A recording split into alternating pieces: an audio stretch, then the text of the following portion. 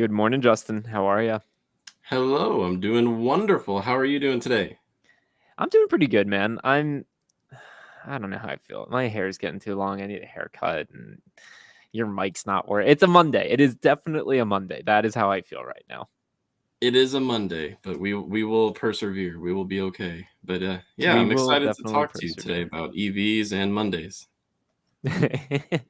Yeah, maybe more Mondays than EVs. No, let's actually kick it off. We've got an interesting topic that we're going to discuss here this morning. 5 things you need to know before you buy an EV. I know you've got a handy dandy top 5 list that we're going to run through. Also, some charging conversations. There's probably some news stories as well. Always eventful here at YAA Electric. Let's kick it off, though, with the 5 things you need to know. I'm always curious when you come up with these lists. Yes, so number one, and I think this is something that has become more and more of a reality as time has gone on, is that EVs are not for everyone yet. Now, I feel like some of my EV colleagues out there on the interwebs may disagree with me, but I have my reasons and I'll explain why. But Let's hear it.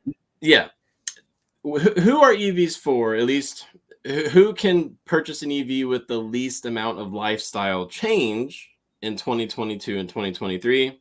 Daily commuters, anyone who drives at least 12,000 miles a year. Um, And People you have who to have a have lot of charging money. at home. Well, maybe you don't have to have a lot of money, but like generally speaking, you need to be able to afford a relatively expensive new car. Yeah, that is one of the other things that EV buyers need to know in 2022. We will get there in a moment, Zach. Okay, my bad, my bad. No, it's okay. So EVs are best suited for people who can charge at home. That doesn't have to be fast charging. That doesn't have to be level 2 charging. If you only drive 30, maybe even 40 miles a day on average, you can just plug into the normal wall socket like I do, 110-volt charging. That's what I do. It works fine. I've never even installed a $2,000 level 2 charger. But if you live in multifamily housing, it's possible to own an EV, but you're going to be having to visit public chargers quite often, depending on how much you drive. And that can get annoying because, yeah, you might have to sit there and charge for 30 or 40 minutes once or twice a week. But if you do that at home, Hmm. don't got to worry about it. And something else that you guys need to keep in mind if you're thinking about buying an EV is that you charge overnight. Okay. So I get a lot of people asking me, well, how fast does your Ionic 5 charge? And I say, well, it charges pretty darn fast. But 90% of the time, I'm just plugging in overnight. And I wake up with enough charge to go about my day and then some. So, yeah, something to keep in mind. What's your thoughts, Hey, Zach? on this topic of charging at night, did you see it was a Stanford research piece that came out? I guess it was like last week or 2 weeks ago. Bear with me here. I'll pull it up on the screen. I'm just pulling it from, it was in the Washington Post, September 22nd. This was 4 days ago. It's common to charge electric vehicles at night. That will be a problem. Did you see this, Justin? Yes, indeed. And a sneak peek for our viewers and listeners today is I was going to hope this could be our topic on Wednesday of this week. So we will dive deeper into this, but I did see it. And honestly, I mean, I think they're saying facts here. They're speaking facts. This is something that we are going to have to grapple with for sure, because right now peak demand is typically from like 3 p.m. to 8 p.m. roughly. And if everyone goes to EVs, or even just 50% of drivers go to EVs, peak demand is going to be in the middle of the night. My car pulls 1.4 kilowatts all night. That's like running a dryer or a washing machine all night. That's a lot of power. And if everyone does that, the grid's going to have to adapt. So this is one of the many reasons why, as much as I love EVs and I acknowledge the environmental benefits of EVs, I don't want everyone to go electric today. Not like they could Yeah. because of supply chain issues and affordability, but we can't have it happen too fast. We're not quite ready.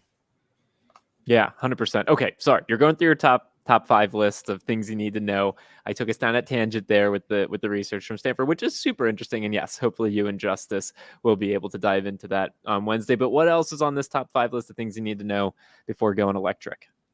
Yeah, well, this is number 1.5, okay? And I'll go through this one quicker. I think it's important, though. It's worth mentioning. Yeah. EVs are not yet ideal for rural travelers. So if you live in the middle of nowhere, which I live in a pretty rural area myself, if you can charge at home, great. But if you're traveling often in rural areas, you don't want to get stuck with a low state of charge with nowhere to charge. That could be a very different situation in 3 to 5 years' time. It looks like federal funding is going to make EV chargers a lot more commonplace, even in rural America.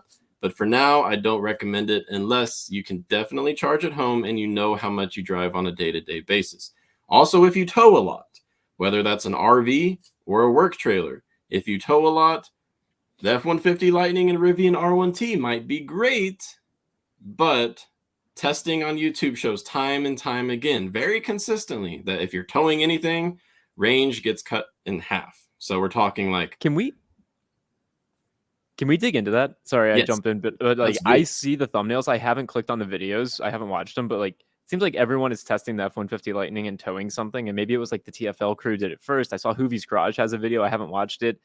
Is that true? Like, does the range just like absolutely tank when you tow something? And then does that like crush the efficacy of electric trucks? I mean, I guess not because a lot of people just drive them for fun. But anyway, is it true? Like, what is the reality there? So there's nuance. The reality is that it cuts range by about 40%, in some cases 50% when you're towing a trailer with an electric truck. But the nuance is that you're saving tons of money in fuel. I'm talking a lot of money when you consider the fuel economy of a gas-powered or diesel-powered truck. But still, at a time like today where EV chargers are not commonplace in much of rural America where trucks are most popular, it's Yeah. just not very realistic. But there's like a decision-making process that truck buyers have to go through right now if they're considering electric, because on one hand, you could save, if you use it as a work truck, you could save, no joke, like 200, 250, maybe even $300 a month on fuel by going Wow. for an electric truck. But you're going to have to plan for how you're going to charge. You're likely going to want to install a level 2 faster charger at home or at your work site, um, in order to be able to power up every morning, be ready for the day. So there's a lot more nuance involved. But those towing tests you've seen with the F-150 and the Rivian R1T, they are not lying. All different kinds of reviewers find that you typically go about 150 miles on a charge when you're towing a trailer, even if the truck was rated for 300 miles with the EPA. All right, a couple comments here in the chat, and then we still got to go through this top 5 list. So we're going to Yeah, keep running I'll through it. speed it Dan up, says Zach. that's why. No, you're good. You're good. It's Monday, man. Dan says that's why rural drivers should buy a PHEV. I think Great there's a lot of option. efficacy to that. Learning Fast says yes, at highway speeds, if the trailer is tall, the electric truck range will decrease to less than 100 miles. Okay, got it. Totally hear you. And Mark saying you will also degrade the battery life big time with additional weight being towed. So lots of considerations there. Yeah, that's an interesting consideration I hadn't thought of, Mark. Yeah, have to look into that. But number 2 on the list, finally, EVs are about 37% more expensive on average. And Zach, I brought a fascinating example that really just blows my mind. In I my love it. Let's hear opinion, it. the Ioniq 5 that I own is within the Hyundai brand is most comparable to the Santa Fe, in my opinion, at least as far as Yeah. interior volume and use case. The Santa Fe, these are both 2022 models, starts at 27 grand. The Ioniq 5 starts at 41 grand. You're much more likely to be able to find a Santa Fe near MSRP. It is very rare to find an Ioniq 5 near MSRP. So that just going off of starting MSRPs, that's a 48% price difference, not including dealer markups. Yeah. Yeah, that's wild. Now, something you should keep in mind is that payback time can cut that down significantly depending on how much you drive and how much you pay. If you just say, screw it, I'm going to buy an Ioniq 5 for $70,000 when its sticker price is $56,000, your payback time is going to be like 10 years longer. So you got to think about that. Wow. Yeah. Also, mileage driven. Keep this in mind if you're thinking of going electric. If you drive under 10,000 miles a year, you got to kind of just be going electric for the environmental benefits if you don't want any direct tailpipe emissions, because your payback time is going to be like literally 20, 25 years in the future at current EV prices. Justin, you just, as you were saying that, an idea popped in my head. We should, and I think we worked on this at some point in time in the past, and maybe we just need to go back to it. A should I go electric or not, like quiz. Like I want to be able to just take a quiz, and you, Justin Fisher, you tell me, should I go electric? Should I go plug-in hybrid? Should I go gas? Like I'm just saying. I kind of want that because what you're Yeah. describing right now, it's like there's all these very obvious considerations. I just want to plug them into a little calculator, a little quiz, and you tell me. Yep. I know how to make the quiz questions, but I don't know how to put it on the internet. Hey, we So got the I team. will We got the need your team. We'll help. figure out how to. I think that's I like that idea though. I think Yeah. that'd be really really helpful. Yes, indeed. Well, let's go on to number 3 because it's another important one. So the Sure. third thing that you should know if you're thinking about buying an EV in 2022 or 2023 is that unless you buy a Tesla, public charging, not charging at home, public charging is a mess, but it's going to get better. Okay. So why did I say unless you buy a Tesla? The Tesla supercharger network is extensive. There are superchargers in every state, all over the place, even in rural areas, and they, with very, very high effectiveness rates, they work. They rarely are offline for maintenance or anything like that. So if you Yeah. travel a lot, especially in rural parts of America, that's why I still recommend Teslas. Now, why is public charging a mess for the rest of us, like myself? I mean, this is based on anecdotal experiences, but also from trends that we're seeing online and even public statements that the big fast charging networks like Electrify America have been releasing lately, trying to defend what's going on with the networks. As more and more people go electric and more of these EVs have free charging incentives, more people are heading to these fast chargers, charging there as often as they can to save money with free charging, and more of the charging stations are going offline for maintenance. Electrify America says they check on each station at least once every 2 months, but that's not frequent enough. That's not enough. So public charging is a mess for now, unless you go What Tesla. about what about Rivian? They obviously have the Adventure Network, right? Or at least they're building it out. That is great to bring up. However, it's brand new. They opened up their first Rivian Adventure Network stations like a few months ago, maybe like 3 or 4 months ago. So we don't know enough about it yet, but it is great that they're bringing charging to rural America. However, keep in mind the Rivian Adventure Network, it's not going to be in like your average small town. It's at destinations, national parks, national forests, things like that. Yeah, I was just out in Shenandoah this past weekend. Super beautiful, super beautiful. Skyline Drive. Did not see a single electric charger. I obviously don't drive an EV. I was quite frankly driving Laura's car, which is a Subaru Forester 2014.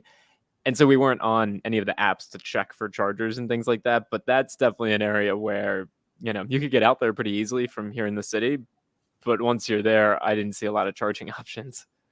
Yep, that's something I have to keep in mind. I mean, I live in West Virginia. If I were to head north on I-77 or I-64, I'd have to probably make a stop at a slow level 2 charger and sit there for a long time because of the lack of Yeah. fast charging options. Unless you own a Tesla, there's like 11 Tesla stations in my state. So that just shows how different it is based on what brand you go with. This comment here from Igor, Justin charging networks will stay a huge mess for at least another decade. And I think Igor's probably right. Change takes a long time. And obviously, we have these federal funds that are being put towards charging infrastructure, but it takes a while for things to get set up. And yeah, I wouldn't be surprised if we've got 5, 10 more years of things kind of in flux as the change is happening right before our eyes. Yeah, a lot of these news bits coming out with EV charging are giving me anxiety. Specifically, well, this actually gets to number 4, so I'm just going to dive in. It's related to what Igor Yeah. was saying. My number 4 is that charging in America will get easier, but there's a catch. Now I'm going to get into that. So Igor, before you shout us out in the comments, hear me out, okay? How will charging an EV in America get easier? There's 2 reasons. Federally funded charging is going to start installation at some point in the second half of 2023. 5 years of funding will bring chargers to every corner of America between 2023 and 2028. Why am I still anxious about this? Because I sure hope they have better reliability and more frequent maintenance than what we've seen with Electrify America, EVgo, and other public networks. I'm hoping they've learned something. I'm hoping they've consulted Tesla, the master of public charging, to make sure that they get it right with $7.5 billion going into these national charging network stations. Could be great, but I'm still anxious about it. Now, honestly, on a personal note, because of where I live, I mentioned Tesla has 11 superchargers here. I'm most excited about Tesla opening their massive supercharger network to non-Teslas. That right there to me is bigger news than a federally funded national charging network, because we know Tesla gets charging right.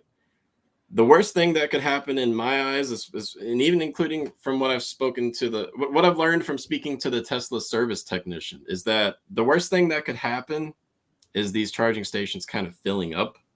However, he mentioned, our regional service technician, he mentioned that Tesla plans on rapidly growing the network when they open it up. So to me, I have so much more faith in Tesla's ability to bring no nonsense public charging to America than I do in federally funded chargers. It makes you kind of wonder, will people be 10, 15, 20 years from now driving around in their Ford F-150 Lightning or their Kia EV12 at that point, whatever the heck it is, charging from a Tesla charging station? You know, we go to a Shell, we go to an Exxon, we go to a BP right now. Will we just be going to the Tesla? I mean, because it's there. They're going to, it's a business that they can continue to grow. Why wouldn't they do that? Well, the answer is yes, because Tesla already considers themselves an energy company. I mean, Yeah, exactly. even aside from EV charging, they have massive grid operations going on in Texas, California, and even other countries, including Australia, where they sell massive battery packs to the electricity grid. They're an energy company already. And I think that they could, if anyone can make EV charging profitable, it would be Tesla. It's very difficult to make EV charging profitable. It costs like $100,000 to $300,000 to install a fast charging station. I think Tesla could do it with economies of scale, but Zach, I think that's going to be the future. I'll probably be stopping at the Tesla charging station and paying 69 cents a kilowatt hour. Nice. Now, that being said, I really do think there's a future where Tesla evolves their business model. I think Neil hit the nail on the head here with this question. Can Tesla make more money providing chargers for all cars than in selling cars? I wouldn't be surprised if that's part of Musk's master plan somewhere. So I think, though, to your point, Justin, was that 3 or 4? You need to know before you buy an EV, the Yeah, that was charging 4. network and infrastructure. Yeah, it's still a little shoddy, and you may be filling up at a Tesla station a few years from now if you buy an EV. What's number 5 on the list? Things you need to know before buying an EV. Incentives have changed. That's what you need to know. So since 2009, EV buyers, including with the very early Nissan Leaf and the early Tesla Model S back in 2013, they were used to being able to take advantage of a $7,500 EV tax credit, no matter what income level they were at, no matter what the vehicle is, up until the automaker sold its 200,000th EV. That old original EV tax incentive is out the window. The Inflation Reduction Act of 2022 replaced it with the new clean vehicle credit, as they call it. And this is all based on battery sourcing. So we've got a complete breakdown of the brand new electric vehicle tax credit at the federal level and some of the options at the state level. So we'll make sure and drop those links into the comments. But here's what you need to know. Where the EV is built now matters tremendously. Previously, it didn't. It needs to be made in America. Yep. Made in North America. So Mexico and Canada do qualify. And it needs to have battery mineral sourcing in North America or free trade agreement countries. So as you can see, Zach, in my 1 minute of trying to explain this, it got complicated pretty fast. Well, and honestly, Justin, again, going back to the quiz thing of should I get an EV, I would love to see us also do like that, like where, are you interested in maximizing your savings? And then if they say that, then maybe we are telling them to get the Volkswagen ID4 that was manufactured in the United States, right? Like, anyway, going back to my quiz idea, eventually we should do it.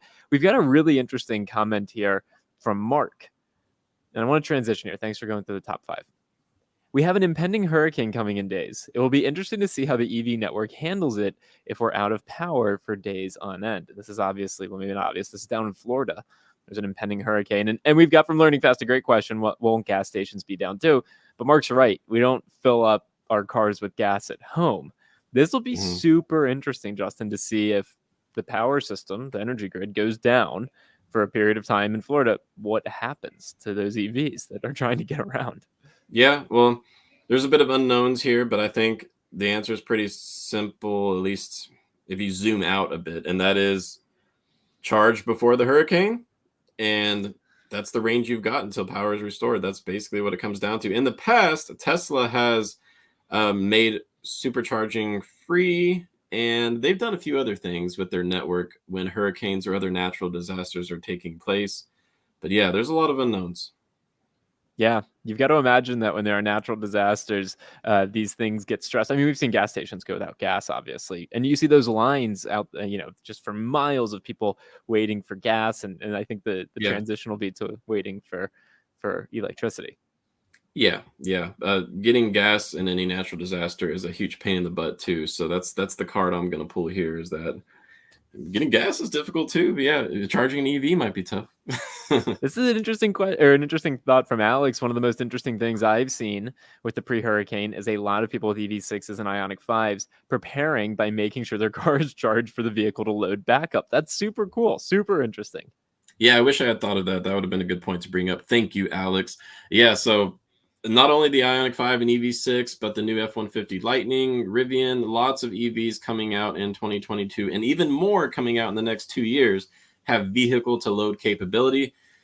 It's not like you could power a full home load with your EV with like the TV, the washing machine, all that. It's not that capable, but you can power a generator, you can power your refrigerator, you can power a heater, air conditioning. You basically can pick a few large appliances to power with your electric car, and that is one of the selling points of these models. And Tesla hasn't brought that out yet. No, they haven't. Hey, can I switch gears with you and spur something on you that I just found in automotive news? Yes, but you got to give me 30 seconds for reason 5.5.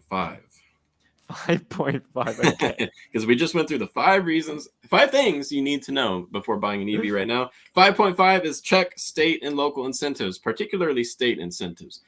A lot of the states, like almost half of them at this point, have some kind of EV related incentive, especially if you live in New York, New Jersey, DC, Maryland, California, Nevada. Colorado is a big one. Delaware is a big one. There are a lot of states out there that have EV incentives at the state level, and then you throw that on top of the federal incentives that your EV might qualify for. And the overall cost of getting into an electric vehicle can come down quite a bit. But that's it. 5.5 is done, Zach.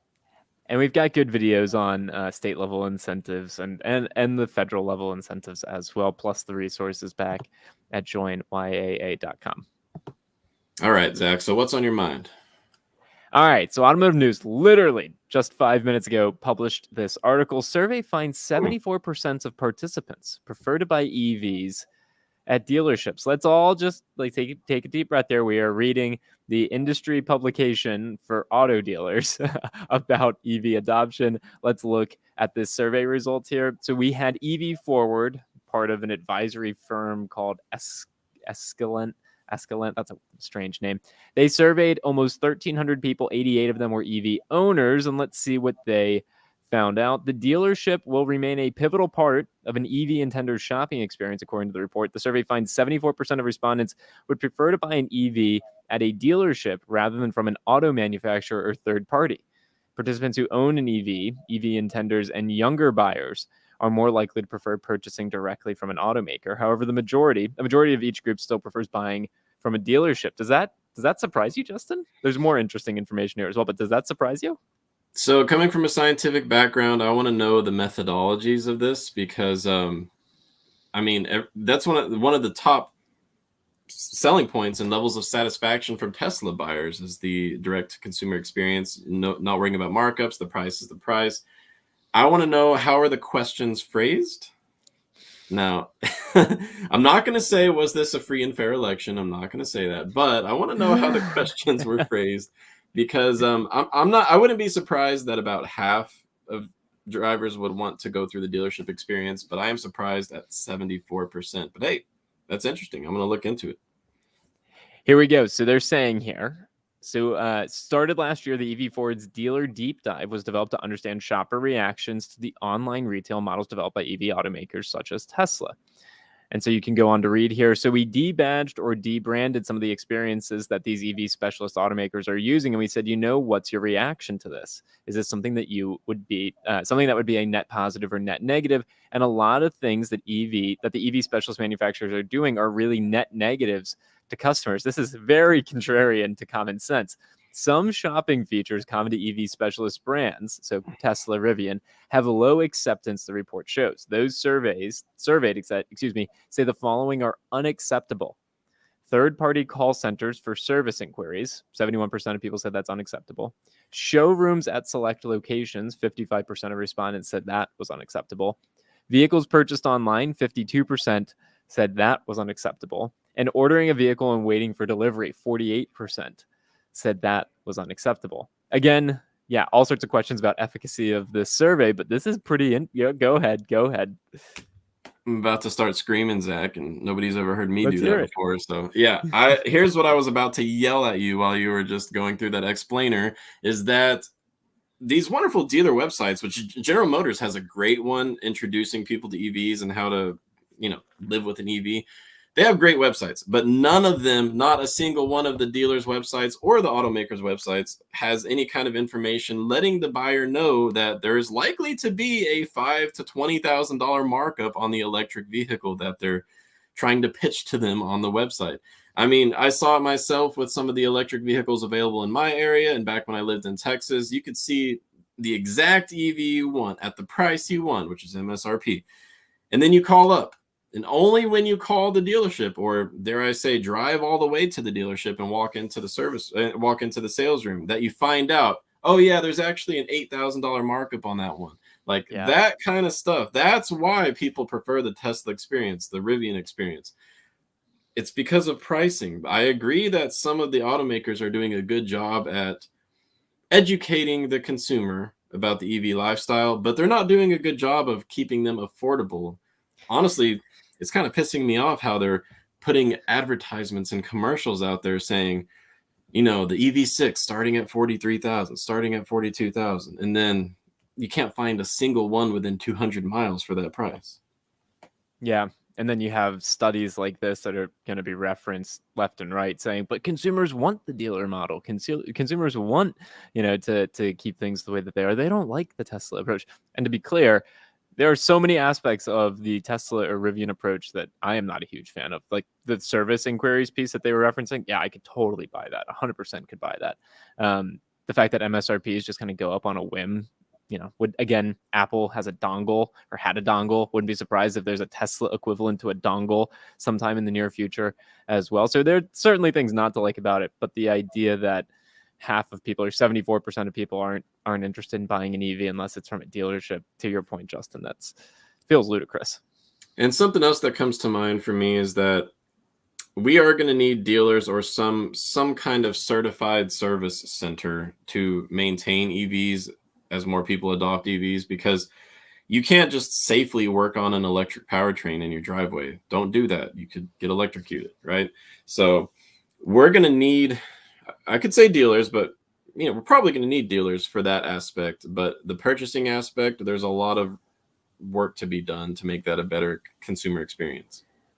Room for improvement. All right, Justin, let's call it a show for today. You'll be back on Wednesday. Hopefully, Justice will be here with you on Wednesday as well. I'll be going live in about 30 minutes over on the Ray and Zach channel. We have got some interesting new developments on the supply chain shortage. Ford is struggling. Everyone's struggling, but Ford especially. So we'll be kicking that show off in about 30 minutes over on the Ray and Zach channel. Happy Monday to you, Justin, and happy Monday to everyone who joined us today. Yeah, thank you so much, Zach. And we'll see somebody on Wednesday, you or Justice. Do you have a reason 5.75 things you need to know before? I'll bring it for Wednesday. Sounds good, Justin. Thanks so much.